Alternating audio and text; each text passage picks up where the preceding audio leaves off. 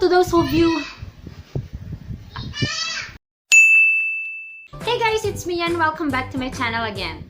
To those of you guys who are first timer here on this channel, I encourage you to click the subscribe button down below, and of course, do not forget to click the tiny bell button for you to be notified every time that I upload a video here on this channel. So today guys, I will be reviewing this product, the newest product of Iwhite Korea, and this is the Whitening Sleeping Cream Mask. Sabi nga nila, madami daw Filipina ang gustong-gusto na magpaputi. And of course, isa tayo sa mga ganun. And ang purpose lang ng binili ko tong product na to was to lighten my dark spots here na pinagdaanan ng mga pimples natin.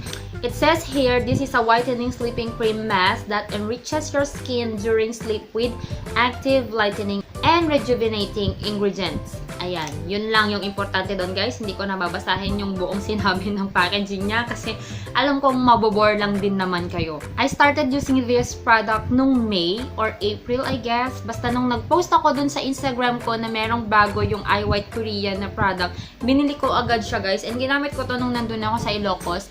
And nung time kasi na nandun ako, sobrang dami ko talagang pimples. And ito yung mark ng mga nandito. So sabi ko nung nandun ako, I need to make a step to whiten these things on my face kasi kahit wala na yung mga pimples ko, most of the time, nagli-leave sila ng dark spots sa skin ko. So, kailangan ko talaga ng magpapaputi sa mga spots na yon. So, what I usually do is, I wash my face, and then put on my toner, and then put this thing on my face every night. Every single night for about 2 weeks, I guess. Yun yung ginagawa ko siya. If you're familiar, guys, with Iwhite Korea products, alam nyo na meron siyang distinct, or yung mga products nila, merong distinct smell. But for me, it's really good kasi napakabango ng mga amoy ng mga products ng Iwhite Korea. And of course, hindi to exempted sa pabangong yun. Or meron siyang kakaibang amoy na alam nyo namang mahirap i-explain ang amoy ng Iwhite Korea, pero para sa akin mabango. Iwhite Korea din, magagandang packaging guys. Look at this packaging.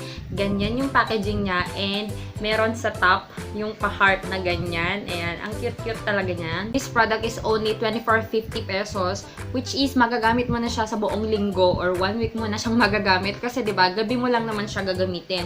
So for 2 weeks, 50 pesos lang yung magagastos mo.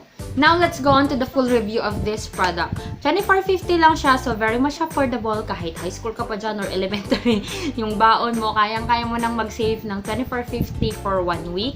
And then, very much available din siya and accessible kasi nabibili siya sa mga Watsons and meron din ito sa mga 7-Eleven. Napakaganda ng packaging and the smell is really, really good.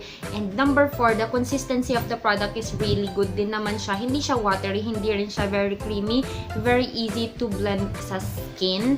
And ang kulay niya is kulay puti, pero kapag blend mo na siya dun sa skin, hindi siya ganun kaputian. Parang may nilagay ka lang din na cream na na-blend sa mukha.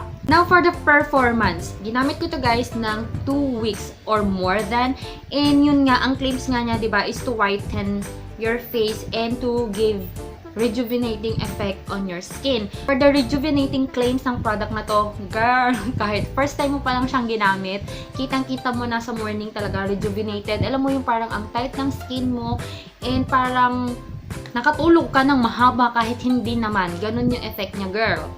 But for the whitening effect of this product, hindi ako masyadong contented sa kanyang performance kasi for about 2 weeks, hindi ko masyadong nakitang naglighten yung mga dark spots ko. But for the rest of my face, parang nag-whiten naman siya, naglighten naman yung skin.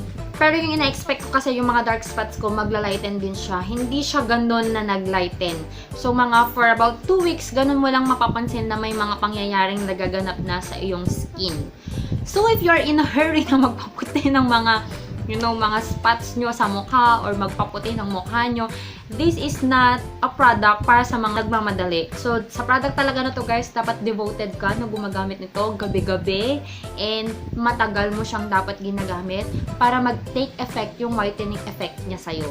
Pero kapag ang habol mo lang naman ay matanggal yung mga dull skin mo or hindi dull yung skin mo in the morning at rejuvenated ka talaga, parang baby, this one is really good for you. So, all in all, my score for this product is 7 out of 10. Hindi lang kasi ako masyadong contented sa whitening effect niya, lalo na yun pa man din yung nakalagay whitening, diba, sleeping cream mask. But for the rejuvenating part of it, really good. Wala akong masasabi, napaka-tight ng skin, para ka talagang bumata, or parang gano'n, parang na-lift yung skin mo and nawawala yung dullness na pangyayari kapag morning na.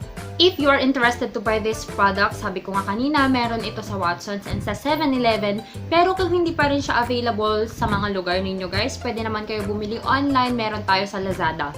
I will just put the link of the Lazada product down below if you're interested to get that if hindi available yung product sa inyo sa lugar nyo. So guys, sana nakatulong tong review ko na to sa inyo. Kung nagde-decide pa lang kayo na bumili nito, kung worth a try ba. So sa akin, hindi nga lang masyadong nag-work yung whitening niya, but the rejuvenating is really good. So I highly recommend this one. At kung na-try nyo na tong product na to and nag-work sa inyo yung whitening effect niya, please leave a comment down below telling your experience about this product. If you haven't followed me yet on my social media account, I encourage you to do so with the username JoyOfMia on my Instagram and on my Facebook. I hope you enjoyed watching this video guys, and I'll talk to you again on my next one. Bye! Mwah!